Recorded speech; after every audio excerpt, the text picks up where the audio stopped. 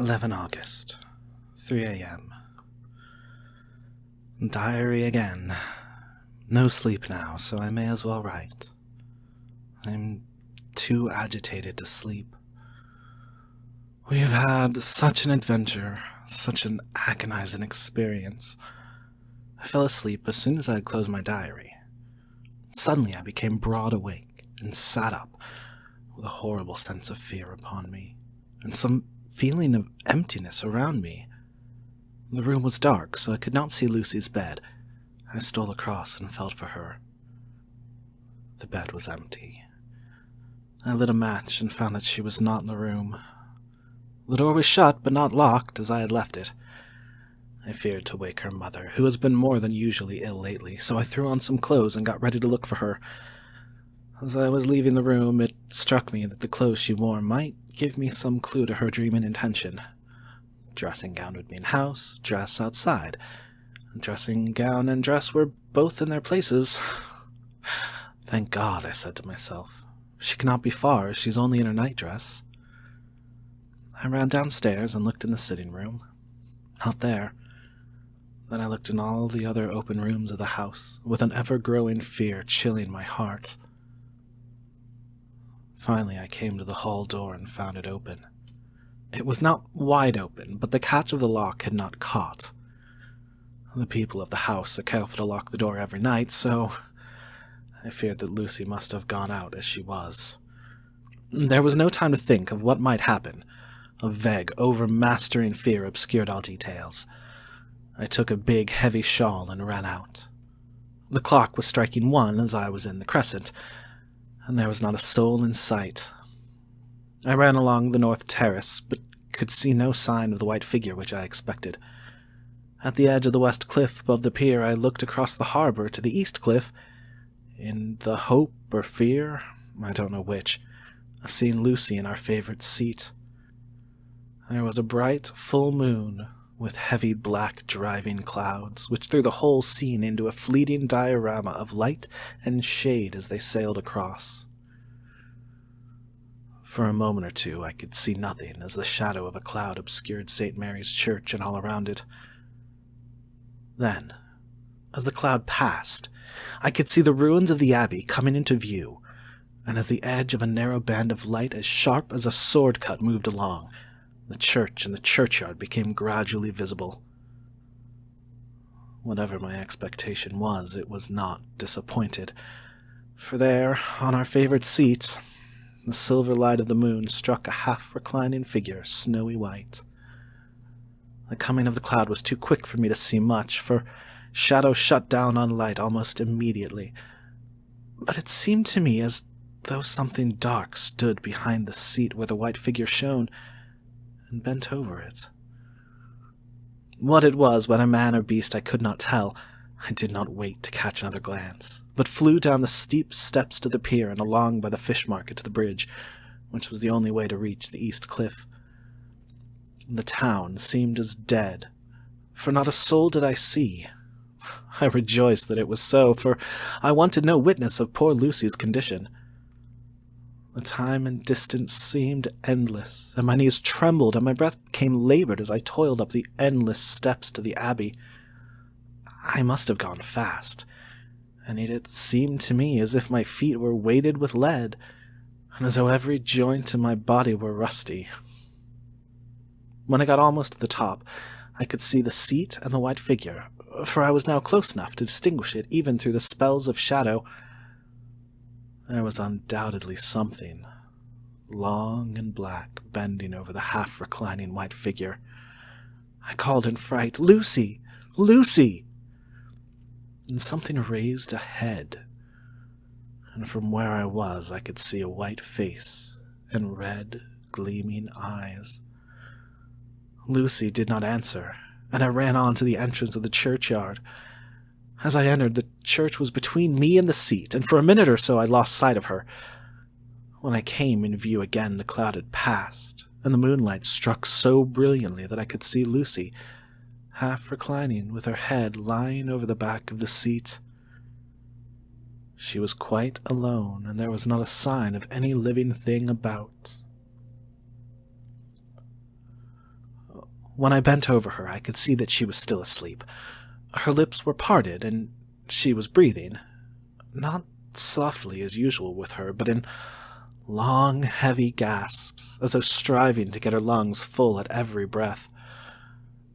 As I came close, she put up her hand in her sleep and pulled the collar of her nightdress close around her throat. While she did so, there came a little shudder through her, as though she felt the cold. I flung the warm shawl over her and drew the edges tight round her neck, for I dreaded lest she should get some deadly chill from the night air, unclad as she was. I feared to wake her all at once, so, in order to have my hands free, that I might help her, I fastened the shawl at her throat with a big safety pin, but I must have been clumsy in my anxiety and pinched or pricked her with it, for by and by, when her breathing came quieter, she put her hand to her throat again and moaned. When I had her carefully wrapped up, I put my shoes on her feet, and then began very gently to wake her. At first she did not respond, but gradually she became more and more uneasy in her sleep, moaning and sighing occasionally. At last, as time was passing fast, and for many other reasons, I wished to get her home at once. I shook her more forcibly, till finally she opened her eyes and awoke. She did not seem surprised to see me, as of course she did not realize all at once where she was.